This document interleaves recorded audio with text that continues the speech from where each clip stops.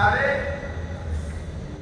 સંવિધાન સભામાં મુખ્ય ભૂમિકા આપનારા સંવિધાન સભાની ડ્રાફ્ટિંગ કમિટીના ચેરમેન ભીમરાવ આંબેડકર અને સંવિધાન સભાની અધ્યક્ષતા કરતા રાજેન્દ્ર બાબુ અને સંવિધાનની નિર્માણમાં મુખ્ય ભૂમિકા નિભાવનારા કે.એમ. મુનશી પણ પ્રતિષ્ઠિત ધારાશાસ્ત્રીઓ હતા.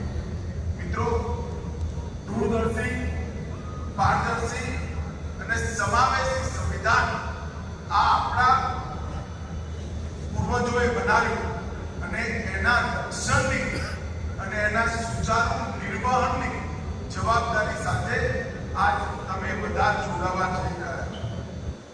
મિત્રો, આજે હું આ મંચ પરથી સૌથી પહેલા જે પટેલને હૃદયપૂર્વક અભિનંદન આપવા માંગુ છું.